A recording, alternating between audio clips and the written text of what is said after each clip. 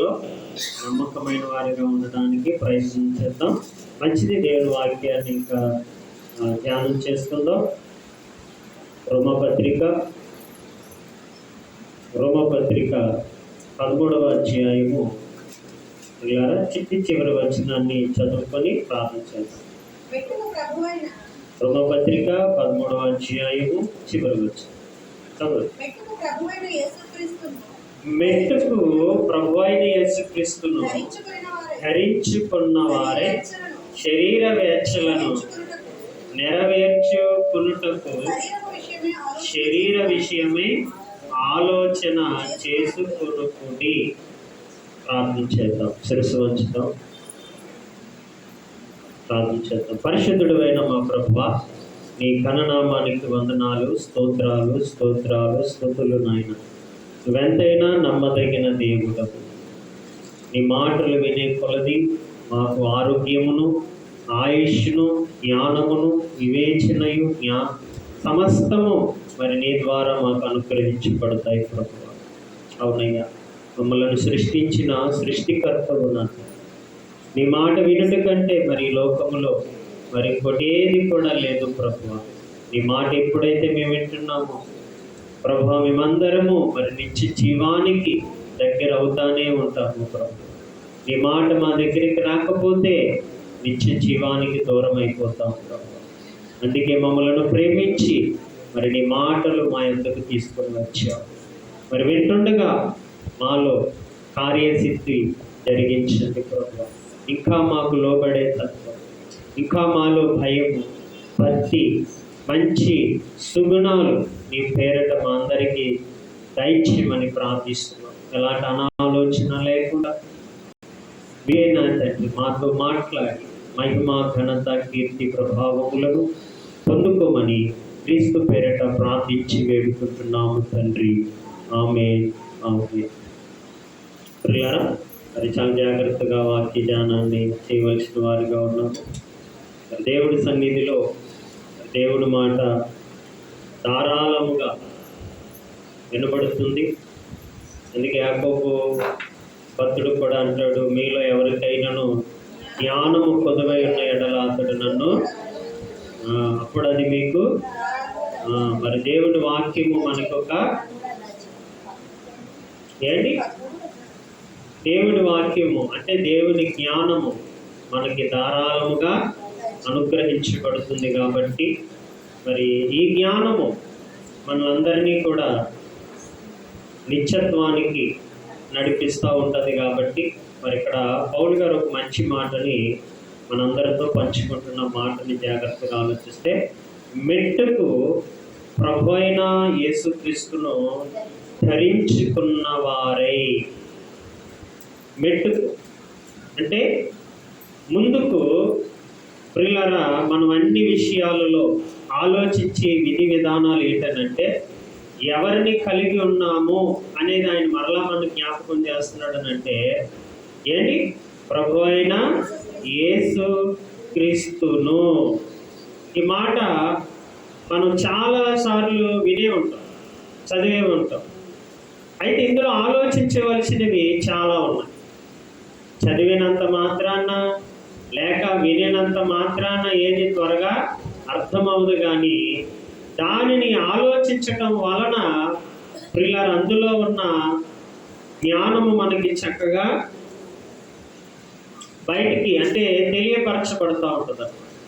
అయితే ఇప్పుడు ఆయన మాట అంటున్న విధానాన్ని ఒకసారి మనం ఆలోచిస్తే, ప్రభు అయిన యేసుక్రీస్తును ధరించుకున్నవారై అంటున్నారు. ఎవరినంటే మనం ధరించింది ప్రభు అయిన యేసుక్రీస్తు అంటే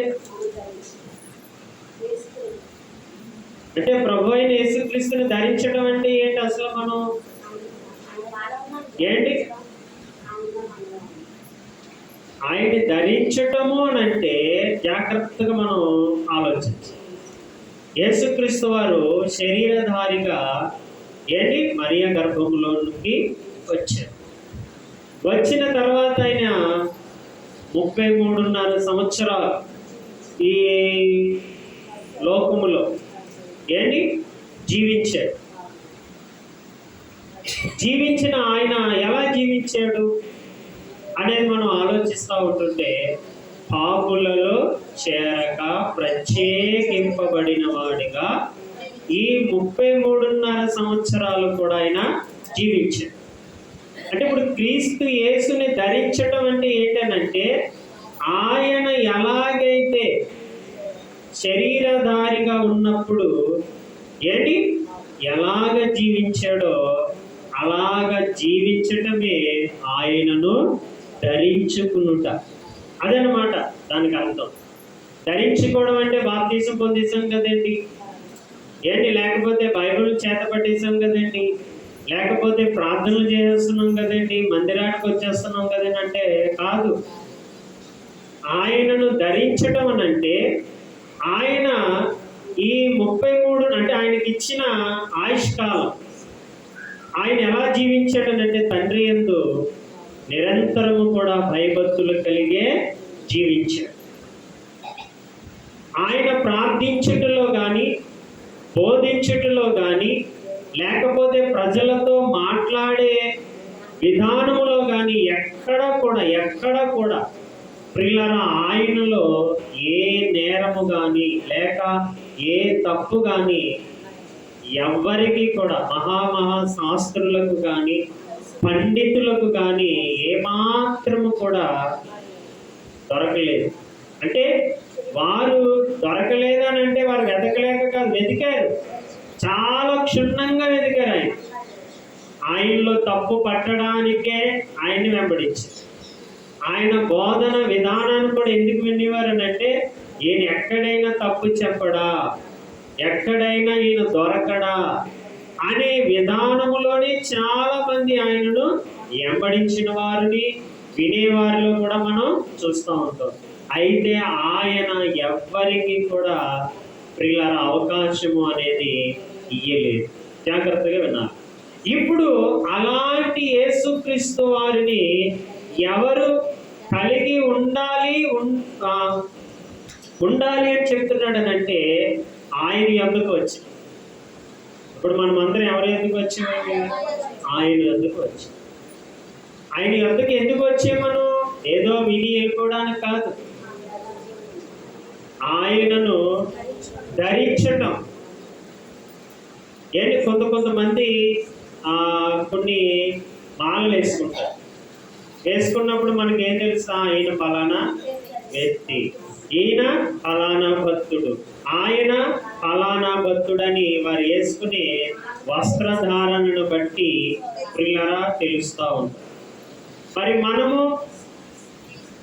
మరి మనం క్రీస్తుని ధరించాము అని వారికి ఎలాగా ఐడెంటిఫై చేయగలం? ఆలోచించండి. మనకేమైనా వస్త్రాలు ఉన్నాయా? మనకేమైనా లేకపోతే ఏమైనా పిల్లలు ఏమైనా ఉన్నాయా? సిలువలు ఏమైనా వేసుకోవడం కానీ, సిలువను మోయడం కానీ ఏమైనా ఉన్నాయా మనకంటే? ఏమీ లేవు. మరి మనం క్రీస్తుని ధరించాము అనే విధానం వారికి ఎలా కనపరచగలం చెప్పండి? మనము అంటే దేవుడి సన్నిధికి వస్తున్న మనం కానీ, వాక్యాన్ని వింటున్న మనం కానీ, ఎవరమైనా మనం క్రీస్తుని ధరించి ఉన్నాము అని ఆ ఎదుటి వ్యక్తికి ఎలాగా నిర్ధారణ చేయగలం? బైబిల్ పట్టించుకుంటే ప్రియులారా దేవుని భక్తులం అయిపోతామా? అలాగైతే అందరూ పట్టుకుంటారు. ఆదివారం వస్తే ఏమో పట్టుకోరని చెప్పండి, అందరూ పట్టుకుంటారు. ఏంటి, అంత మాత్రాన వారు క్రీస్తుని ధరించిన వారు అవుతారా? ఎవరైతే క్రీస్తుని ధరించటము అని అంటే ప్రియులారా ఆయనలో ఉన్న సుగుణాలు, ఆయనలో ఉన్న గుణ లక్షణాలు అన్నీ కూడా ఒక్కటి కూడా మిస్ చేయకూడదు. మళ్ళీ అందులో ఒక్కటి మిస్ అయినా ఆయన ధరించినట్టు. మనం 100 మాటలు మంచి చెప్పి ఒక్క మాట చెడ్డ చెప్తే ఏమవుతుంది చెప్పండి? 100 మాటలు పోతాయా ఉంటాయా? ఏంటి, 100 మాటలు మంచి చెప్పి ఒక్క మాట 99వ మాట చెడ్డ చెప్పామనుకోండి, ఈ 99 మాటలు కూడా ఏమైపోతాయి? వేస్టే కదా. అదన్నమాట. అలాగే మనం కూడా క్రీస్తుని ధరించాము అని వాక్యం చెప్తుంది. చూడండి, మెట్టుకు ప్రభు అయిన యేసుక్రీస్తును ధరించుకున్న వారై. మీరు ఎవరిని ధరించి ఉన్నారో తెలుసా? మామూలు వ్యక్తి కాదు ఆయన. ఆయన ద్వారా కానీ ఏం కలిగానంటే ప్రపంచములు కలిగాయి. ఆయన లేకుండా ఈ ఉనికిలో ఏది కలగలేదు, ఏది లేదు. అలాంటి యేసుక్రీస్తు వారిని మనం ఏం చేసామనంటే ధరించుకొని ఉన్నాం.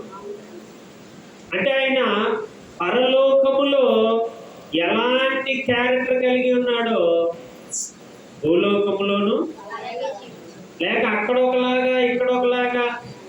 ఇక్కడ మనుషులందరూ నన్ను మెచ్చుకుంటారు కదండి, ఆయన ఏమో ఇక్కడ చక్కగా నడిచి అక్కడ ఏమో ఇంకొక రకంగా నడిచాడా అనేది మనం ఆలోచిస్తే లేదు. ఆయన నిన్న నేడు ఏకరీతిగానే, ఎందులోని ఆయన మాటల్లో, ఆయన ప్రవర్తనలో, ఆయన ఉద్దేశాలు అన్నిటిలో కూడా ఆయన ఏమై ఉన్నాడనంటే ఒకే విధంగా ఉన్నాడు. అంటే అటు పరలోకములో కానీ ఇటు భూలోకములో కానీ అదే విధానముగా. చూసారా, అక్కడ ఉన్నప్పుడు ఏ విధంగా ఉన్నాడు దేవుడి యందు భయభక్తులు కలిగి, ఇక్కడ అక్కడ ఎలాగైతే పరిశుద్ధంగా ఉన్నాడో ఇక్కడను పరిశుద్ధుడిగానే బ్రతికాడు. అంటే ఇక్కడ మనకి ఆయన నేర్పుతుంది ఏంటంటే మనం కూడా ఇంట్లో ఎలా ఉంటాము, సంఘంలో ఎలా ఉంటాం, బయటికి వెళ్తే ఎలా ఉంటాము, నలుగురితో మాట్లాడితే ఎలా ఉంటాం, లేకపోతే ఒంటరిగా ఉన్నప్పుడు ఎలా ఉంటాం. మారిపోతాం కదే, ఓసరి వీళ్ళలాగా ఏమైపోతాం, మనం మారిపోతూ ఉంటాం. ఇది సన్నిధి ఎలా ఉండాలి? వినమ్రతని అతి వినయాన్ని చూపించాలని మనం చాలా ఏం చేస్తాం, వినయం మీద ఇంకెప్పుడు కూడా అయ్యి బాబు ఎలా ఉంటారా అన్నట్టుగా ఏం చేస్తారంటే కొంతమంది చాలా నటనని ప్రదర్శిస్తూ ఉంటాం. ఎక్కడ? మందిరాల్లో. అందరితో ఏం పొందాలి? మెప్పు పొందాలి. సమాజంలోకి వెళ్ళేటప్పుడు ఇంకొక రకంగా ఉంటాం, ఇంట్లోకి వెళ్ళామంటే ఇంక చెప్పక్కర్లేదు. ఇక మామూలుగా ఉండరు ప్రియుల, రకరకాలుగా ఉంటారు. అయితే మరి క్రీస్తుని ధరించిన మనము ఇన్ని క్యారెక్టర్లు ఉండకూడదు. ఇన్ని వేషాలు వేయకూడదు. ఒక్కటే మంది, మన పాత్ర ఒక్కటే. మందిరములోని ఒకటే పాత్ర, సమాజంలోని ఒకటే పాత్ర, ఇంటిలోని కూడా ఎక్కడైనా సరే ఒకే పాత్ర కలిగి, అది క్రీస్తుని ధరించుకోవడం అని. అంతేగాని క్రీస్తుని ధరించాము కదా అని ఆ టయానికి అలా ఉండటము, ఈ టయానికి ఎలా ఉన్నాము అనేదిగా ఉంటే ప్రియులారా, మనము క్రీస్తుని ఏం చేస్తున్నట్టు తెలిసింది? అవమానపరుస్తున్నాం. అందుకే అంటాడు, ఎన్నాళ్ళు నా గౌరవమును మీరు అగౌరవముగా మార్చెదరు అంటాడు కీర్తనాకారుడు. చూసారా, ఎన్నాళ్ళు ఇలాగ ఎంతకాలం మీరు నా గౌరవాన్ని అగౌరవపరిచారు. అంటే ఇంకెప్పుడైతే క్రీస్తు యేసులోనికి ప్రియులారా మనం బాప్తీసం పొందేశామో ఇంకా మనం ఎవరి వారమనంటే, మనలో ఎవరు కనబడాలి అంటే ఇంకా క్రీస్తే తప్ప మనం కనబడకూడదు. మన క్యారెక్టర్లు ఉండకూడదు, ఇంకా మన స్వభావాలు మంచి కాదు, మన మన నడవడికలు మంచివి కాదు. అందుకే దేవుడు చాలా విషయాలు కూడా మాట్లాడుతూ అంటున్నాడు. కిందకు వచ్చేటప్పటికి ధరించుకున్న వారే శరీర వేచ్ఛలను నెరవేర్చుకొనుటకు శరీర విషయమే ఆలోచన చేసుకొనకుడి. చూసారా, శరీరాన్ని ఏం చేసుకోద్దంట? ఇప్పుడు మనం ఎందులో ఉన్నాం? ఎక్కడ ఉన్నామంటే ఇప్పుడు మనం ఎందులో ఉన్నాం? శరీరంలోనే ఉన్నాం. ఎవరిని ధరించాం? క్రీస్తుని ధరించాం. బాగా అంటున్నారా? క్రీస్తుని ధరించి ఎందులో బ్రతుకుతున్నాం? శరీరంలో బ్రతుకుతున్నాం. మరి ఇప్పుడు ఈ శరీరంలో బ్రతుకుతున్న మనము దేనికోసం ఆలోచించుకొనుకుడి అంటున్నాడు? అదనమాట. అర్థమవుతుందండి పాయింట్. శరీరంలో బ్రతుకుతున్న మనము ఎవరిని ధరించాం? క్రీస్తును ధరించాం. అంటే ఆత్మ కలిగిన, అంటే క్రీస్తు ఆత్మని కలిగిన శరీరాలుగా మనం ఏం చేస్తున్నాం? ఇహలోకంలో జీవిస్తున్నాం, బ్రతుకుతున్నాం, మనుగడని కొనసాగిస్తున్నాం అన్నమాట.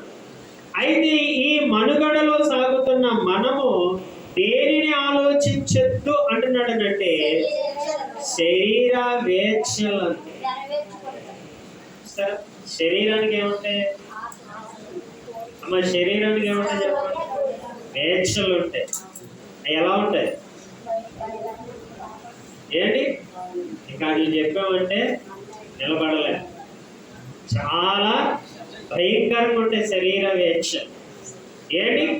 చూసిందల్లా ఏదైనా వద్దంటావేంటి? పట్టితో చూస్తే ఎక్కువ కావాలి, నాలుగుకేమో రుచులు కావాలి.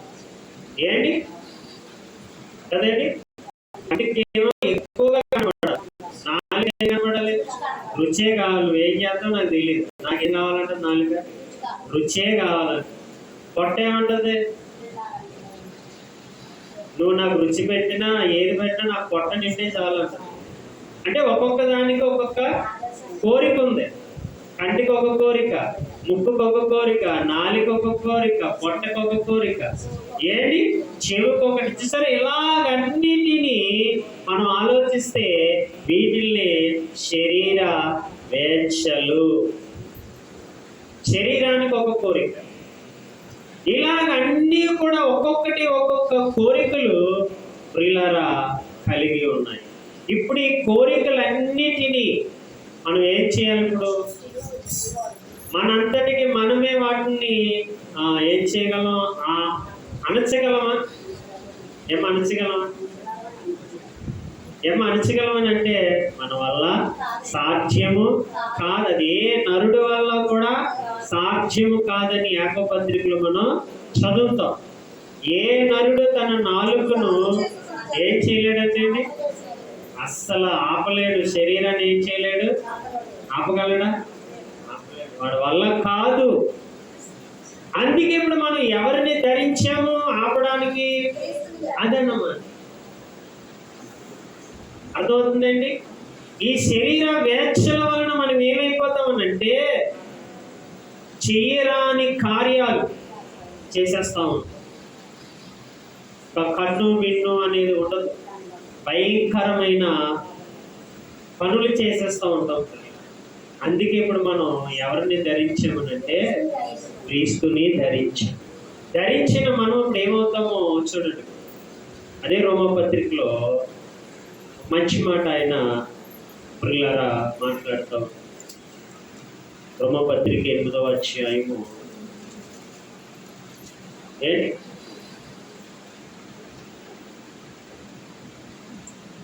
12వ వచనం చూడండి. ఇప్పుడు అంటున్నాడు, కాబట్టి సహోదరులారా చూడండి, శరీరానుసారముగా ప్రవర్తించుటకు మనము శరీరమునకు. అది సరే, ఎక్కడ ఒకటి బయటకు వస్తుంది. శరీరములో బ్రతుకుతున్న మనము, జాగ్రత్తగా వినాలి, శరీరము ఆత్మ అనేవి ఎలా ఉన్నాయి? రెండు కలిసే ఉన్నాయి. విడదీయగలమేంటి వీటిని? ఆత్మని శరీరమును విడదీయగలమా? విడదీయగలం. అది అసాధ్యం అన్నమాట. ఈ రెండు కూడా ఏమై ఉంటాయి? కలిసే ప్రయాణము చేస్తూ ఉంటాయి. ఆత్మ నియమము వేరు, శరీర నియమము వేరు. శరీరం యొక్క నియమము ఎలాంటిది? ఏంటి? శరీరాని కోసం ఇంకా మనం ఆలోచిస్తే లోకమంతా కావాలంట. వద్దంటదండి. ఒక అడుగు అడగదు. లోకంలో ఉన్నదంతా కావాలని.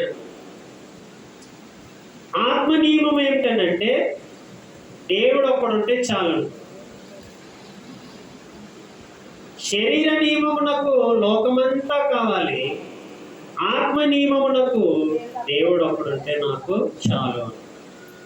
అయితే ఈ రెండు కూడా ఎవరిలో ఉన్నాయి? మనలోనే. ఒకదానికొకటి ఏం చేస్తున్నాయంటే ప్రియులారా పోరాడుతున్నాయి. శరీరానికేమో లోకం కావాలి, ఏంటి? ఆత్మకేమో దైవము. రెండు కుదురుతాయా చెప్పండి? శరీరానికి ఆశలు ఎన్నో ఉన్నాయి, ఆత్మకు ఒకటే ఆశ ఉంది, నేను ఎప్పుడు దేవుడితోటే ఉన్నాను. ఈ రెండు కూడా కలిసి మనం ఏం చేస్తున్నాం అంటే ప్రయాణం చేస్తున్నాం. అందుకే పౌలు ఒక మంచి మాట అక్కడ ఉపయోగిస్తాడు. ఏంటి? ఇందాక చదివిన రోమపత్రికలో కంటే ఇంకొక మాటకి కొంచెం కిందకి వెళ్దాం. అంటే 7వ అధ్యాయం, అదే రోమపత్రిక 7వ అధ్యాయము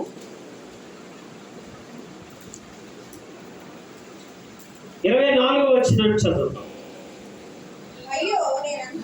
చూడండి, పౌలు గారు అంటున్నారు, అయ్యో నేను ఎంత దౌర్భాగ్యుడను, ఇట్టి మరణమునకు, చూడండి, లోనకు శరీరము నుండి నన్ను ఎవడు విడిపించెను? మన ప్రభువైన యేసుక్రీస్తు ద్వారా దేవునికి కృతజ్ఞతాస్తుతులు చెల్లించుచున్నాను. కాగా మనసు విషయములో నేను, చూడండి, దైవ నియమమునకును శరీర విషయములో పాప నియమమునకును బయట పెడుతున్నాడు. ఎందుకంటే మీరెవరు? స్కాలర్స్, అంటే మహాపండితులు. వీరికి తెలియనిదంటూ ఏమీ లేదన్నమాట. అంత మహాపండితుడు ఏమని మాట్లాడుతున్నాడో మనం జాగ్రత్తగా దీన్ని ఆలోచించాలి. వాక్యం అంటే చాలా అండి. మన సర్వేంద్రియాలు, జ్ఞానేంద్రియాలు అన్నీ కూడా నిగ్రహం కలిగి ఉంటేనే తప్ప ఈ మాటలు మనకు బోధపడవు, అర్థం కావు. ఏ లోక సంబంధమైన మాటలు కాదు, ఇలా చదివేయగలను అర్థమయ్యి కూడా న్యూస్ పేపర్లు కాదు.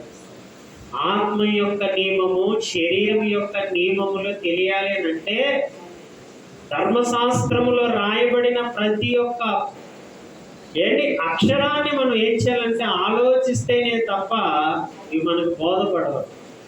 క్రీస్తుని ధరించడం అంటే ఏంటో జాగ్రత్తగా మనం ఇక్కడ ఆలోచిస్తే అర్థమవుతుంది. చూడండి, ఇప్పుడు పౌలు గారు అంటున్నారు, ఆయన కూడా ఎందులో జీవిస్తున్నాడు? శరీరములోనే జీవిస్తున్నాడు. కానీ ఎవరి కోసం బ్రతకడానికి ఆరాటపడుతున్నాడు? అంతే కదా, మనమైనా అంతే. ముందు ఆయన కాబట్టి ఆయనైనా అంతే, మనమైనా అంతే కదండి. క్రీస్తులోకి వచ్చాం కాబట్టి క్రీస్తులోనికి రాక మునుపు మన ఇష్టం, ఎలా బ్రతికిన అడిగేవాడు లేడు. ఏంటి? నా ఇష్టం అంటావు కదా. ఎక్కడికి వెళ్ళేమంట? నా ఇష్టం, నువ్వేంటి నాకు చెప్పారు. కానీ క్రీస్తులోనికి వచ్చిన తర్వాత ఆ పదజాలం ఏమవుతుంది? వాడకూడదు, పూర్తిగా అది పోవాలి. మనం ఎవరి ఇష్టం? అంతే. ఇక నా అనే పదం అనేది మనలో నుంచి పూర్తిగా వైదొలగిపోవాలి. ఎవరి ఇష్టాన్ని నెరవేర్చాలి? ఇంకా దేవుని ఇష్టాన్ని నెరవేరుస్తని దేవుడికి మనం అనుసంధానంగా బ్రతుకుతూ ఉంటాము. ఆయన యొద్ద నుండి ప్రతి ఒక్క ఫలాన్ని మనము పొందుకోవాలి. ఎందుకంటే మరి దేవుడి నుంచి ప్రతి ఫలాన్ని మనం పొందాలంటే మరి ఆయన చెప్పినట్టే అన్నమాట. నాకు దేవుడితో ఏ అవసరం లేదు, ఆయన దగ్గర నుంచి నేను ఏం పొందవలసిన అవసరం లేదని అనుకుంటే ఆయన ఇష్టం, అలాగైనా బ్రతుకు, నిన్ను అడిగేవాడు లేడు. అయితే ఇప్పుడు పౌలు గారు ఆయన కోసం బ్రతికేవాడు కాబట్టి, మనము కూడా ఈ శరీరములో బ్రతుకుతున్నవారు కాబట్టి ఆయన ఏమని మాట్లాడుతున్నాడో ఒకసారి మనం ఆలోచన చేస్తా ఉంటే, అయ్యో నేను ఎంత దౌర్భాగ్యుడను.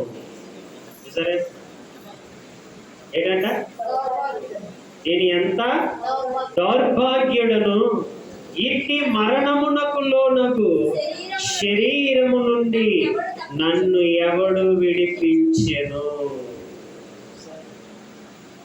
శరీరం అంటే చిన్నది కాదు, నేను కంట్రోల్ చేయడం ఎవరి వల్ల కాదండి. ఒక మాటలో చెప్పాలని అంటే అది అంతటి గనుడైన శరీరానికి దాసోహమైపోతాడు. ఏమైపోతాడు? శరీరం యొక్క నియమం అంత బలమైంది. అందుకే అంటున్నాడు, ఈ శరీరములో ఉన్న నన్ను ఏంటి లోనగు శరీరము నుండి నన్ను ఎవడు విడిపించెను? ఎవరున్నారు విడిపించేవారు? ఎవరైనా ఉన్నారా?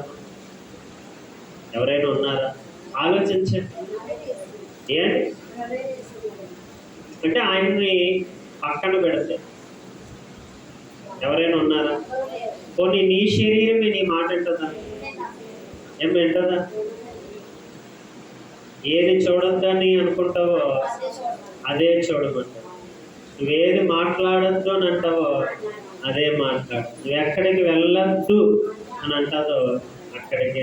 అంటే వ్యతిరేకం ఎక్కడో లేదు, మన శరీరంలోనే పుష్కలంగా. చూసారా? ఎక్కడో లేదు, మనలోనే పుష్కలంగా ఉందన్నమాట. అదే అంటున్నాడు ఇప్పుడు పౌలు.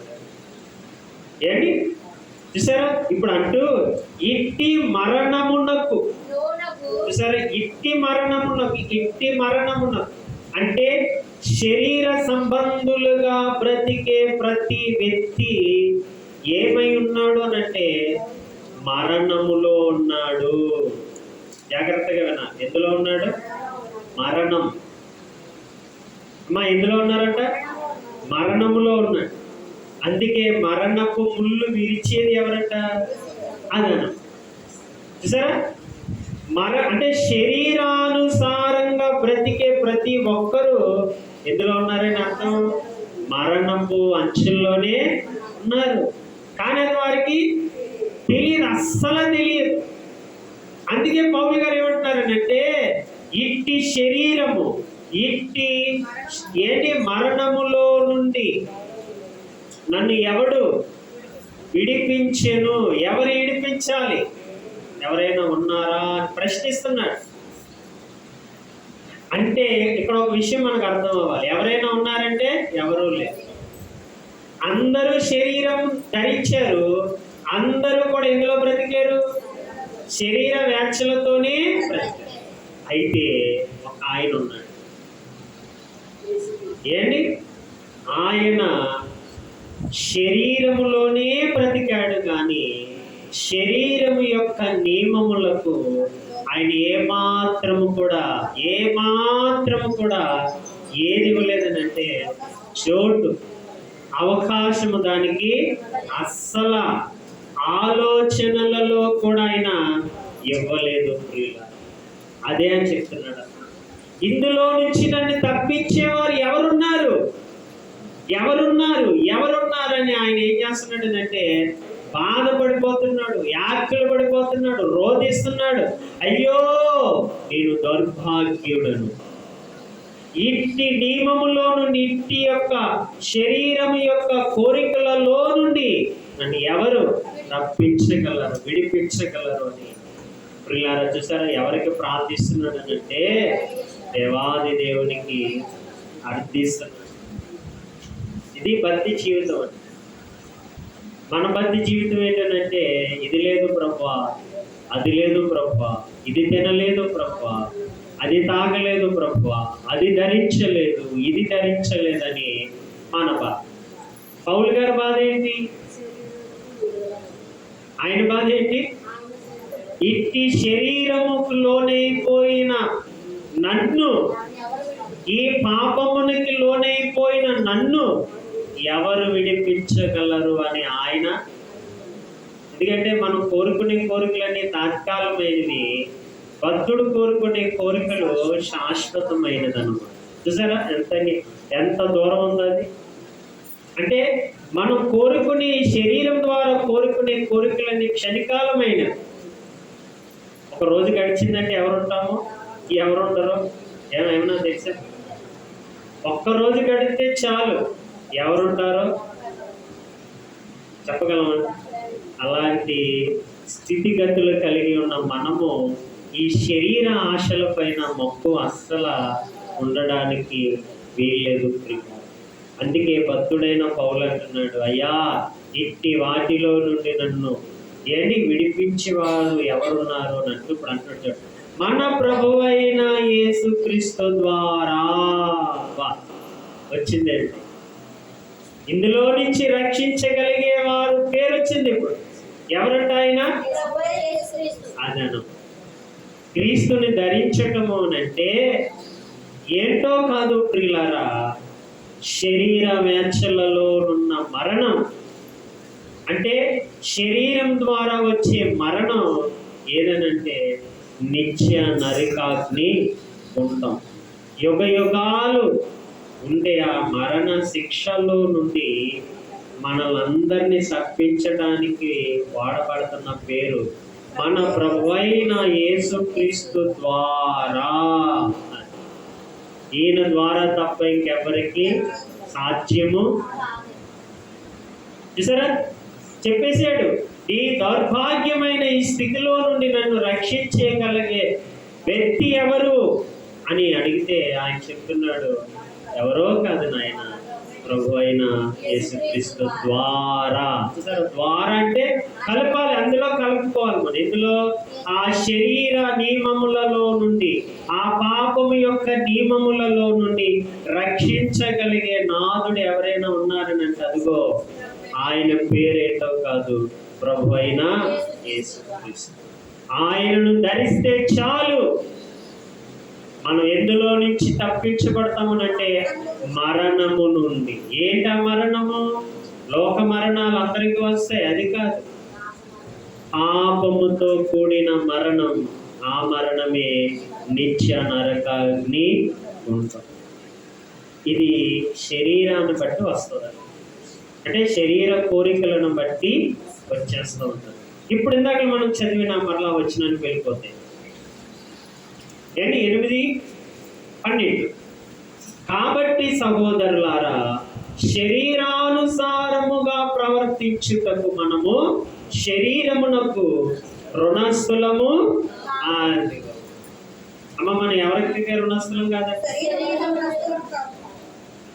శరీరములో బ్రతుకుతున్నా శరీరానికి నువ్వు ఎవరో కాదంట, దాసుడవు అదనమాట. కానీ దేనికి దాసులైపోయాం? సరే, ఇప్పుడు శరీరం చెప్పిందే వింటున్నావా, ఆత్మ చెప్పిందే వింటావా?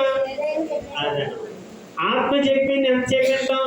ఒక అరగంట, ఒక 30 గంట, అంతే కదండి. కనుమదంతా ఎవరు చెప్పినట్టు వింటాం? శరీరం ఏం చెప్తుంది? కూర్చోమంటే కూర్చుంటావు, నుంచోమంటే నుంచుంటావు, ఎవరిదైనా మాట్లాడాలంటే ఏదైనా మాట్లాడాలి, ఎక్కడికి వెళ్ళాలంటే అక్కడికి వెళ్ళిపో. చూసారా, అదే చెప్తున్నాడు. చూడండి, మరలా చదువుతున్నాడు. కాబట్టి సహోదరులారా, శరీరానుసారముగా, అనుకోండి, శరీరానుసారముగా ప్రవర్తించుటకు మనము శరీరమునకు శరీరానికి మనం ఎవరు కాదంట, రుణస్థులము కాదు. ఎవరికి చెప్తున్నాడు?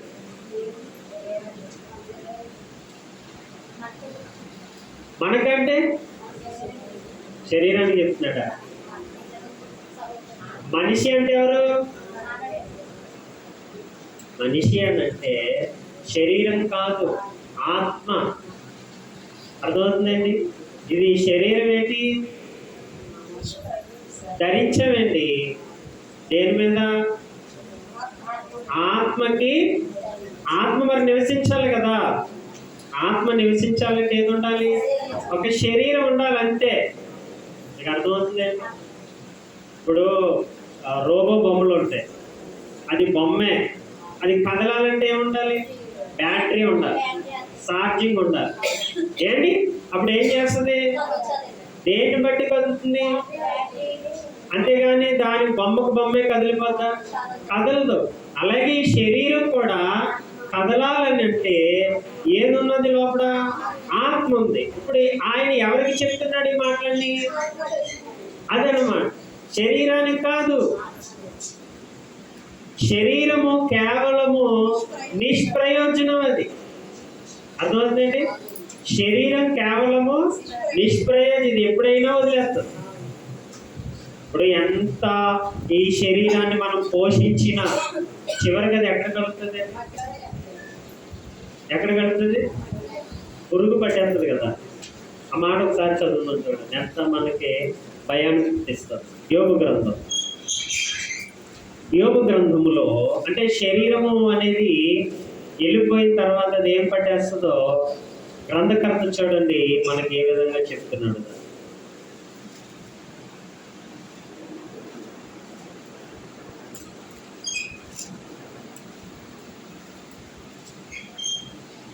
ఏంటి యోబు గ్రంథం 21వ అధ్యాయము 24వ వచనం చదువుతాం. ఇక్కడ చూడండి, ఇద్దరు వ్యక్తుల గురించి మాట్లాడుతూ 24వ వచనంలో సంపూర్ణ సౌఖ్యమును నెమ్మదిను కలిగి, చూడండి దేంతోనంట, నిండు ఆయుష్తో. ఇక్కడ ఒక మాట మనం ఆలోచన, సంపూర్ణ సౌఖ్యమును. సౌఖ్యము అంటే ఆరోగ్యం. ఏంటి? మంచి ఆరోగ్యం, చాలా సౌఖ్యముగా, ఎలాంటి ఏది లేదన్నట్ట, రోగాలు రోగ నియమాలు ఏమీ లేవు. దాన్ని ఏమంటాం? సౌఖ్యము. సౌఖ్యము ఉన్న వారికి ఏం కలుగుతుంది? నెమ్మది. మీరు ఎప్పుడు ఆరోగ్యంగా ఉన్నారు అనుకోండి, ఎలా ఉంటారు చెప్పండి? అంతే కదా. ఆరోగ్యం లేకపోతే ఏముంటుంది? ఏంటి? చాలా చిరాగ్గా, అసలు నెమ్మది అనేది ఉండదు, కుదురు ఉండదు, రకరకాల ఆలోచనలు వచ్చేస్తారు. అందుకే దాన్ని ఏమన్నాడు? సౌఖ్యం. ఈ సౌఖ్యముగా ఉన్న మనకి ఏముంటుందంటే నెమ్మది.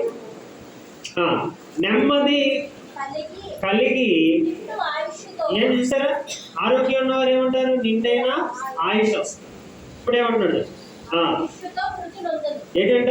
నిండు ఆయుష్తో వృద్ధి నొందును. ఇంకొకటి కోసం చెప్తున్నాడు, వేరొకడు ఎన్నడను క్షేమమును,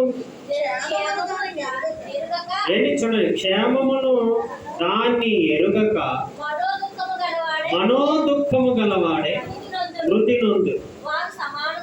చూడండి, వారు సమానముగా మట్టిలో పడుకుందురు, పురుగులు వారిద్దరిని. అంటే ఏంటి ఇక్కడ?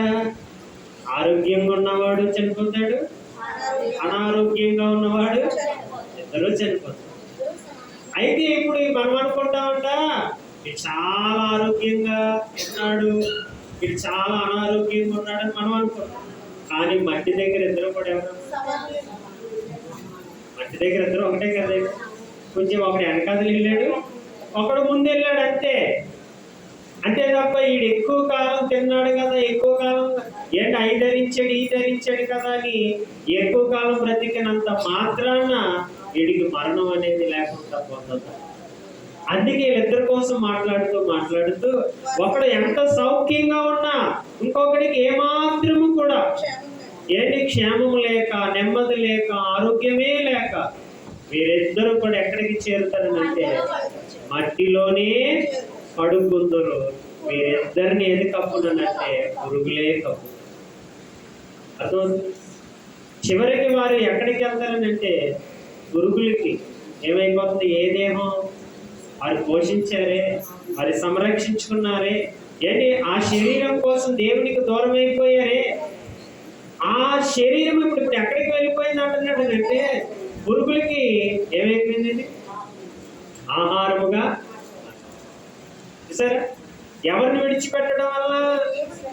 అది క్రీస్తుని ధరించకపోవటం వలన, క్రీస్తు నియమములలో వారు నిలబడి ఉండకపోవటం వలన ప్రియులారా వారి దేహానికి పట్టిన గతి ఏంటంటే, చూసారా, ఈ శరీరంలో ఉన్నంత ఏమంటాడు? నా అంతటి వాడు లేడు, నా అందం ఏంటి, అందాన్ని చూసి మురిసిపోయేవాడు, బలాన్ని చూసి మురిసిపోయేవాడు, అన్నిటినీ చూసి మురిచిపోయే వాడికి చివరికి వాటిని ఏది పడుతుందంటే పురిగే కప్పేస్తుంది. చూసారా, పురిగే కప్పేస్తుందంట వాడు.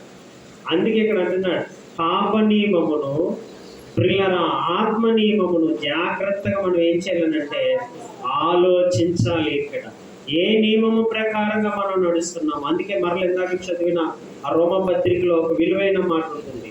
చూడండి, కిందకు వెళ్తే ప్రియులారా 13వ వచనం, మీరు శరీరానుసారముగా ప్రవర్తించిన ఎడల చావవలసిన వారు ఇందురు గాని. చూసారా, ప్రతి దాంట్లో దేని కలుపుతున్నాడు అంటే శరీరం. ఈ శరీరానుసారంగా మీరు కానీ బ్రతికితే ఏమైపోతారంటే మీ ముగింపు, మన ముగింపు ఒకటి ఉన్నది కదండి, ప్రారంభం అయిపోయింది మనందరికీ. ఇప్పుడు ఏదుంది? ఇంకా ప్రారంభం ఉందా? ఇంక మనకి ప్రారంభము లేదు. ఏదుంది మనకి? ముగింపు ఒక్కటే ఉంది.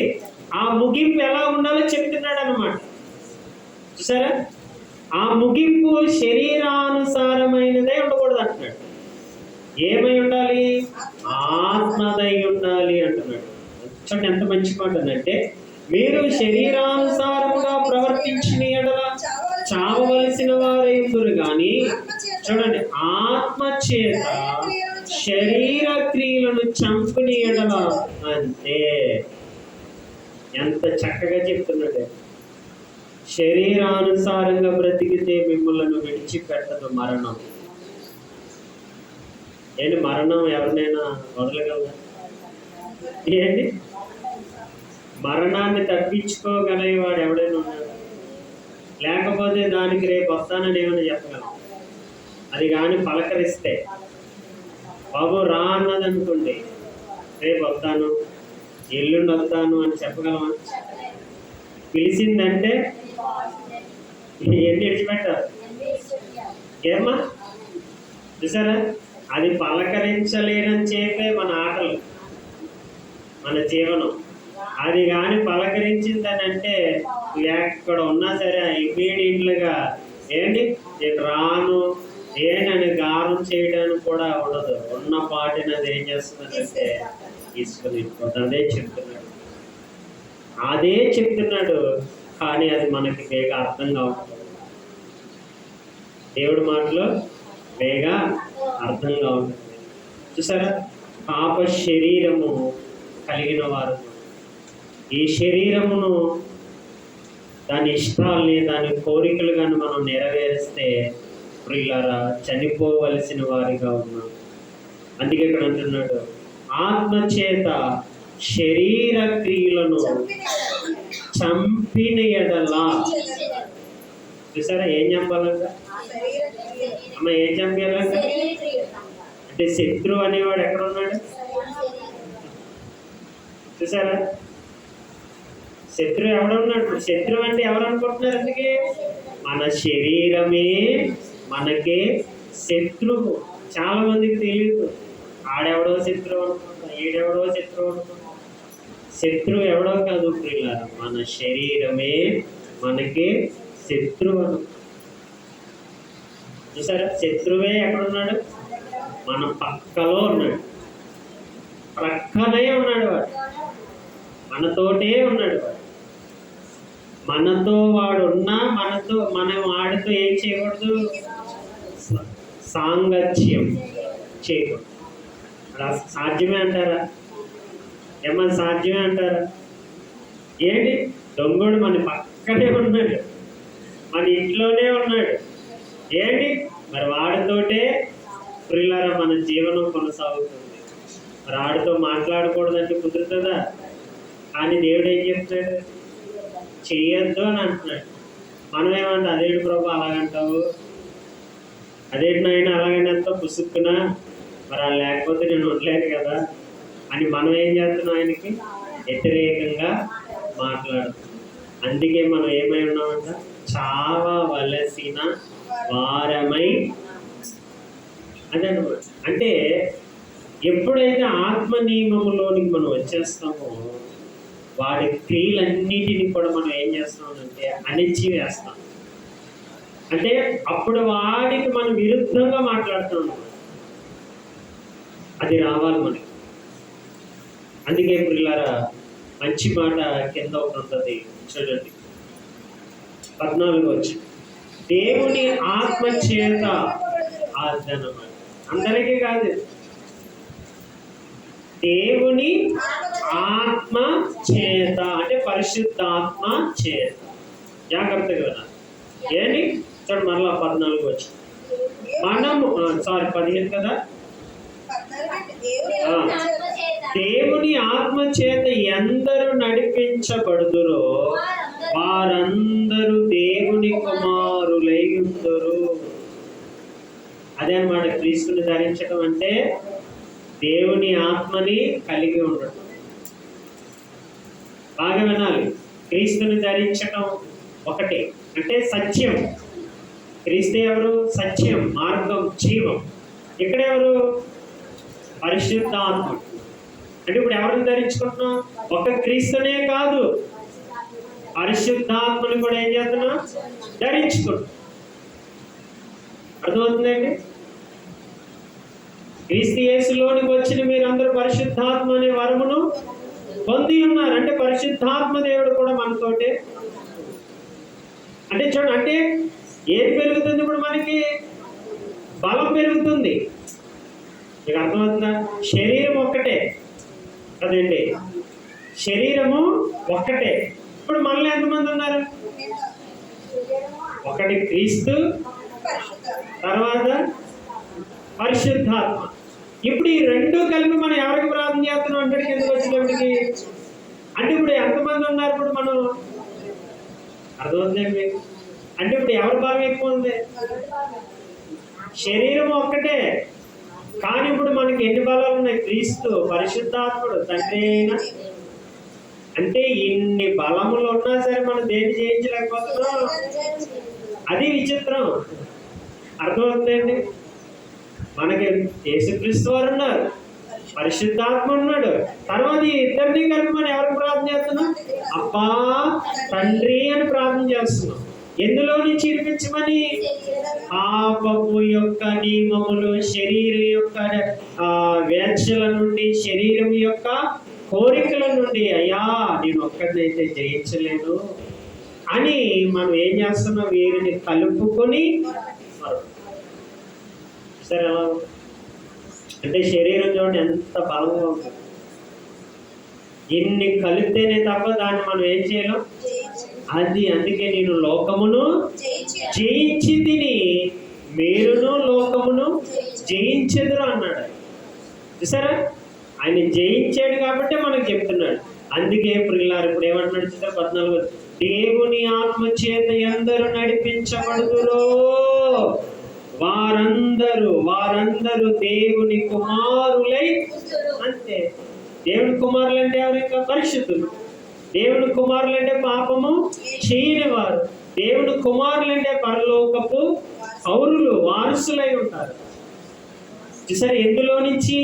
శరీరం యొక్క అన్నాడు కదా ఇందాక, అయ్యో నేను ఎంత దౌర్భాగ్యుడను, ఇట్టి నియమము నుండి, ఇట్టి పాపము నుండి నన్ను విడిపించగలవాడు ఆయన ఎవరంట? ప్రభు అయిన యేసుక్రీస్తు ద్వారా. అంటే యేసుక్రీస్తులో గాని మనం ఉంటే మనకి ఎవరెవరు వస్తున్నారు? పరిశుద్ధాత్ముడు వస్తున్నాడు, తండ్రి అయిన దేవుడు కూడా మనకి సహకారిగా. అదే అంటే బలం పెరుగుతుంది. అర్థమవుతుందండి మీకు? ఏమైనా అర్థమవుతుంది అంటే అర్థం చేసుకోవాలి. బైబిల్ కదండి, లోకపు మాటలు కాదు. మీకు అర్థమైపోవడం దేవుని జ్ఞానం.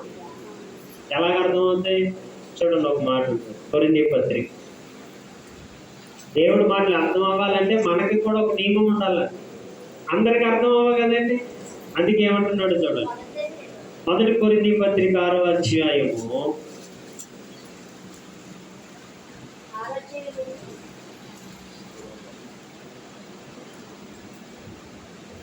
చూడండి.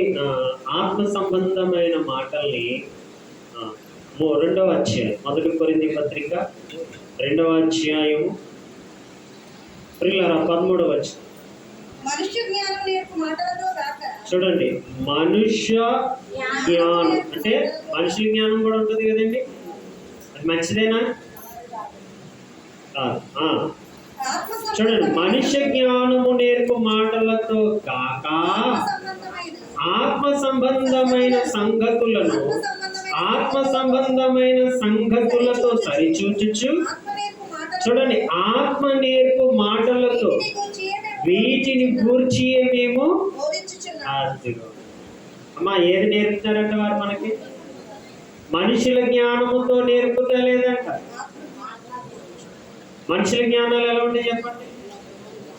మనుషులు కవ్విస్తాయి, ఏంటి ఆనందింపజేసేస్తాయి ఉంటాయి కదా. మనిషి జ్ఞానాలు ఉప్పొంగు చేస్తే మనుషులు ఏం చేస్తానే ఉప్పొంగు చేస్తూ ఉంటాయి. అది అంతా కూడా ఎక్కడికి నడిపిస్తుంది అంటే పాపానికే దారి తీస్తాయి. మనుషుడు నోట వచ్చు ప్రతి జ్ఞానపు మాట పాపానికే దారి తీస్తాం. అందుకే ఇక్కడ అన్నాడు, మేము మాత్రం ఎట్టి పరిస్థితుల్లో మనిషి జ్ఞానమును ఉపయోగించలేదు. మరి మేము ఏది ఉపయోగించామో వారే చెప్తున్నారు చూడండి. కాక ఆత్మ సంబంధమైన సంగతులను, అది ఏ సంగతులు అంటే ఆత్మ సంబంధమైన సంగతులు ఉన్నాయంటే చాలా ఉన్నాయి. దేవుడు నోట వచ్చు ప్రతి మాట కూడా ఆత్మ సంబంధమైన మాటే. చాలా ఉన్నాయంట సంగతులు. ఆది కాండము నుంచి ప్రకటన గ్రంథము వరకు 1189 అధ్యాయాలతో నిండి ఉన్న మాటలు అన్ని కూడా ఆత్మ సంబంధమైన సంగతులే. ఇవన్నీ కూడా క్రీస్తును ధరించిన వారికి అర్థమవుతుంది. క్రీస్తును కలిగి ఉన్న వారికి మాత్రమే అర్థమవుతాయి. క్రీస్తుని ధరించి లోకంలో జీవించే వారికి ఏమి కూడా అర్థం కావు. ఒట్టి మాటలుగా ఉంటాయి, చిరాగ్గా ఉంటాయి, పరాగ్గా ఉంటాయి, పిల్లలు నీరసంగా ఉంటాయి. కానీ దానిని కలిగిన మనకి ఏమైందంటే మహాశక్తి అన్నమాట.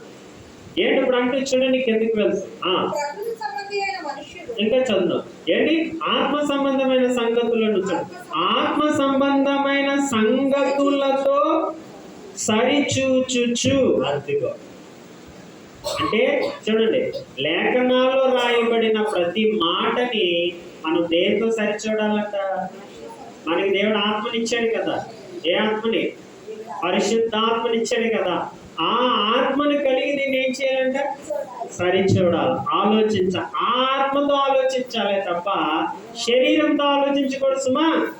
శరీరంతో ఆలోచించామంటే నీకు చిరాగ్గా ఉంటాయి, ఏమీ అర్థం కావు. కానీ మనం ఎలా ఆలోచిస్తున్నాం? శరీరంగానే ఆలోచిస్తున్నాం. అందుకే మనకి ఇది ఎక్కుతలేదు. ఏమవుతలేదు? త్వరగా ఎక్కుతలేదు మనకి. లేదు ఎక్కుతలేదు, తెలిసిపోతుంది మనకి. ఎక్కుతుందో లేదో మనకి తెలిసిపోతుంది. ఏంటి? అందుకే ఆయన అంటున్నాడు, నొక్కి నొక్కి మరీ చెప్తున్నాడు ఆయన.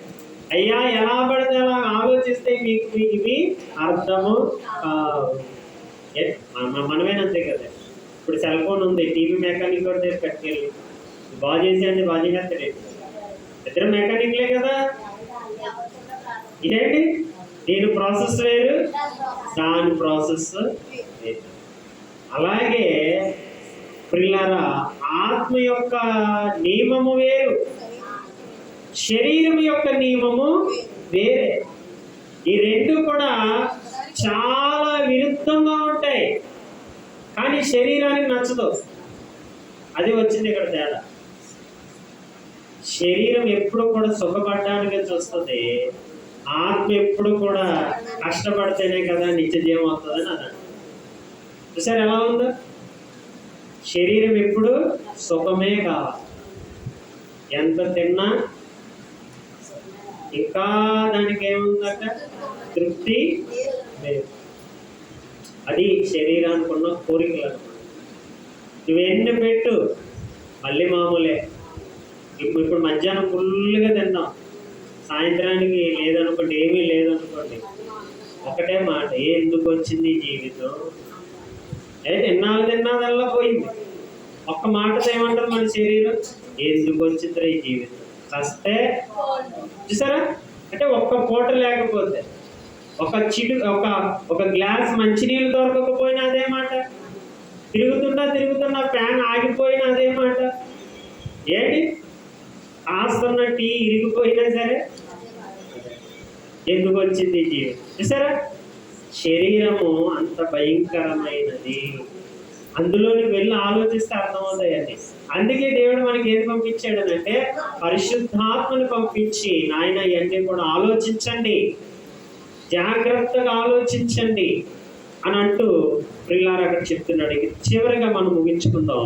ఏంటి ఇందాక చదివిన రోమపత్రిక 8వ అధ్యాయం ఏంటి 15వ వచనం ఏలయనగా చూడండి. ఇప్పుడు అంటున్నాడు యాలి అనగా, చూడండి, మరలా భయపడుటకు మీరు దాస్యపు ఆత్మను పొందలేదు కానీ దత్తపుత్రాత్మను పొంది ఆ ఆత్మ కలిగిన వారుమై మనము అబ్బా తండ్రి అని మొర్ర పెట్టుచున్నాము. మనము దేవుని పిల్లలమని ఆత్మ తానే మన ఆత్మతో కూడా చూసారా? మరి బాబు మీరు ఎవరో కాదు, మీరు సర్వోన్నతుని దేవుని పిల్లలు, దేవుని కుమారు. మీరెందుకు మరలా అంటే ఆల్రెడీ ఒకసారి భయపడ్డాం. భయపడ్డాం? లోకంలో ఎన్నో భయాలు చూసాం కదండి, ఎన్నో భయాలు. ఇప్పుడు అదే చూడండి, మళ్ళీ అన్నాడు మరలా భయపడుటకు. మీలో భయము మరలా ఉండడానికి వీలు లేదు, మరలా భయపడటానికి లేదు. ఒకటే నియమం, ఒకటే ధైర్యం, చావైనా బ్రతుకైనా క్రీస్తే. ఏంటి? తిండి ఉన్నా తిండి లేకపోయినా ఆయనే శరణ్యం. ఆరోగ్యం ఉన్నా అనారోగ్యం ఉన్నా, ఏంటి నాన్నవారు ఉన్నా లేకపోయినా, ఏదున్నా ఏది లేకపోయినా ఎవరు కావాలన్నా దేవుడే. సరే, మరలా భయపడుటకు మీరు పిరికాత్మని పొందలేదు. కానీ లోకంలో అన్నిటికి ఏముంది? భయం. రాత్రి అయితే భయం, ఏంటి చీకటి పడితే ఎన్ని భయాలు ఉన్నాయి మనిషికి. కాబట్టి పిల్లలు ఈ భయాలన్నిటిలో నుండి దేవుడు మనల్ని ఏం చేస్తున్నాడు? పూర్తిగా విడిపిస్తున్నాడు. ఒక్కటే క్రీస్తుని ధరించడం అని అంటే ఇన్ని నియమాలు మనలోనికి రా, అంటే ఆత్మ సంబంధమైన నియమాలన్నీ మనలోనికి వస్తేనే ఎవరిని ధరించినట్టు? క్రీస్తు ప్రభుల వారిని ధరించినట్టు. లేకపోతే నువ్వు ఎప్పుడు ఒకటే మాట, నేనెంత దౌర్భాగ్యుడను. చూసారా? అంటే తప్పులు చేయటం దౌర్భాగ్యం. కాబట్టి పిల్లరా, మనం మరలా భయపడుటకు దాస్యపు ఆత్మని పొందలేదు. మనం ఏమై ఉన్నాం? దత్త పుత్రులు. అంటే మనల్ని ఏం తీసుకున్నాడు ఆయన? దత్త తీసుకున్నాడంటే అర్థం ఏంటి? ఆయన పిల్లలమే కదా. ఆయన ఆస్తి, ఆయన కలిగి ఉన్న వాటన్నిటి మీద మనం ఏమైనా హక్కుదారులు. దత్తత తీసుకున్నాడండి, విలువిచ్చాడు, ప్రాణాన్ని పెట్టి విలువ ఆ ధనాన్ని ఇచ్చి తన సమస్తమైన వాటిని వెల చెల్లించి మనల్ని ఏం చేసుకున్నాడంటే దత్తత తీసుకున్నాడు. అందుకే మీరు భయపడకండి, ఆప నియమములో నుండి ఆత్మ నియమములోనికి వచ్చేద్దాం. దేవుడి పరిశుద్ధమైన మాటలు మన వినికిడిలో పూర్ణంగా దీవించుగాక.